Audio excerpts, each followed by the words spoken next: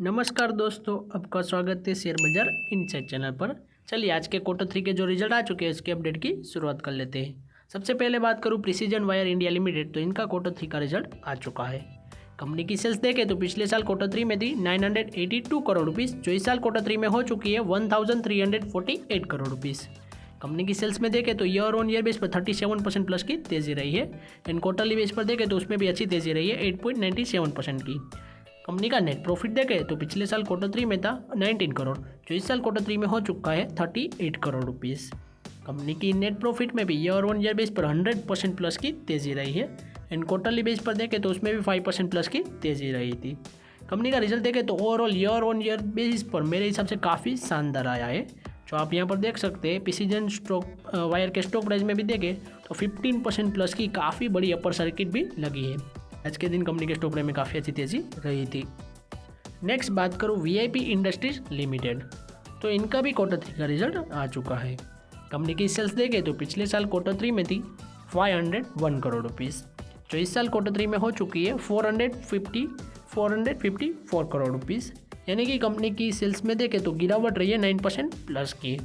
And quarterly base पर देखें तो तेज़ी रही है 11% प्लस की।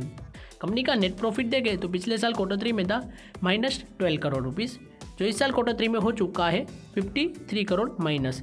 यानी कि कंपनी के नेट प्रॉफिट में भी गिरावट ही रही है और ज़्यादा तेज़ी रही है कंपनी के नेट लॉस में। कंपनी का नेट प्रॉफिट तो रहा ही नहीं है।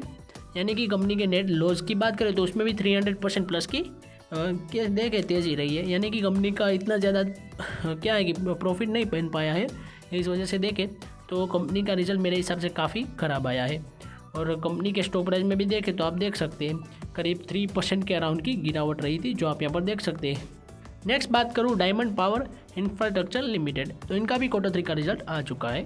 कंपनी की सेल्स देखें तो पिछले साल Q3 में थी 307 करोड़ रुपीज़, जो इस साल Q3 में हो चुकी है 474 करोड़ रुपीज़। कंपनी की सेल्स में देखें तो ईयर ऑन ईयर बेस पर 54% प्लस की तेज़ी रही है। एंड क्वार्टरली बेस पर देखें तो 8% प्लस की तेज़ी रही थी। कंपनी का नेट प्रॉफिट देखें तो पिछले साल Q3 में था 6 करोड़, जो इस साल Q3 में हो चुका है 50 करोड़ रुपीज़।